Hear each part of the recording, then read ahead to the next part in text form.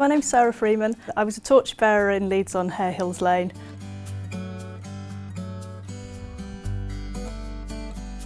I work for Jamie Oliver's Ministry of Food in Leeds, and I was nominated through the work scheme to be a torchbearer. My boss nominated me through the work that I'd done there. We sort of teach people how to cook healthy meals and work with lots of people in the community.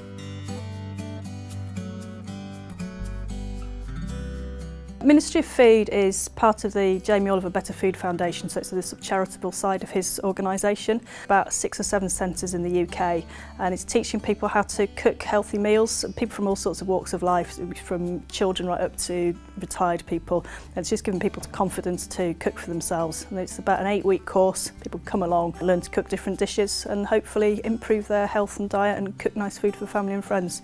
So I'm was one of the cook trainers there, and now I work going around the different centres doing training.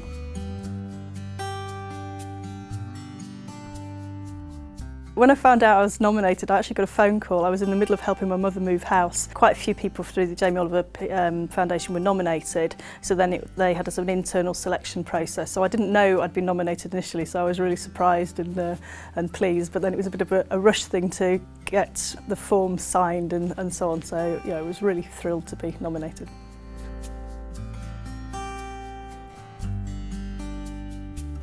I don't think I expected the response from the nation that we got. I'd seen it before it came to Leeds. I've been following a bit on the news and so on, and it seemed still quite exciting but a bit remote. When we got to the briefing on the day, then suddenly it became a bit more real. About 10 or 12 of us that got on the coach, and from that moment onwards it was absolutely incredible feeling. We set off in Headingley, and the crowds, I've never seen such a huge amount of people.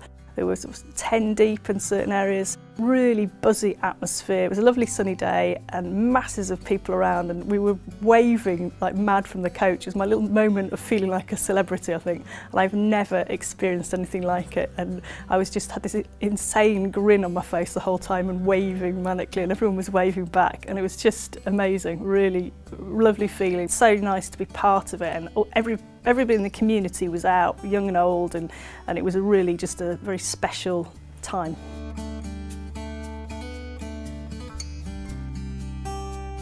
We were all quite surprised about how heavy it was. Wow, and much bigger, and just how intricate all the little circles are, and it was really very beautiful. It was difficult to imagine what it was going to be like, but it really feels very special and really lovely work of art. It's quite smooth. I suppose it would be like running your hand across a colander or a sieve or something like that with all the little holes. It's not so heavy that it takes a lot of effort, although when I was running with it I kept having to swap hands because it did feel a bit achy.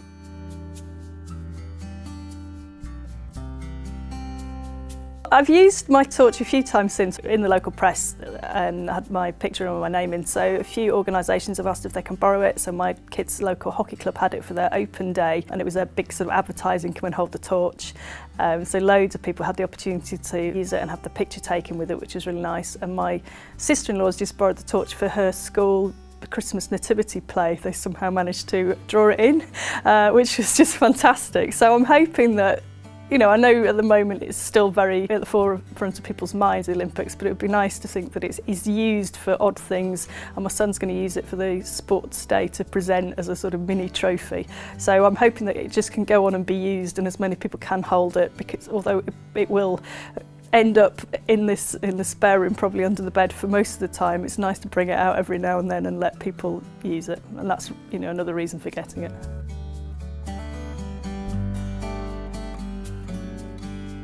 I think this summer has really been quite an incredible summer for Britain. First of all, we had the wedding, then we had the Jubilee, and then of course the Olympics, and I think it was just this massive build-up of feel-good factor for this country. It really made everybody come together. Strangers spoke to each other. I know I've read about people in London having great sort of communications with people talking on the tube and this feel-good factor, but I think it's spread throughout the country, and I think it really brought communities together. People spoke to their neighbours that maybe wouldn't have done before, and it lasted and had a sort of longer lasting positive feeling for the whole country.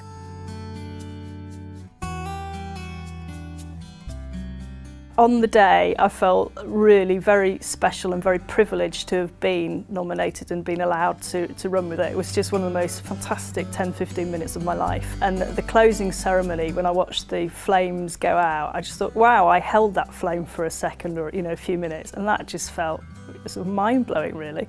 Yeah, very pleased and very proud to have been asked to do it and been part of it.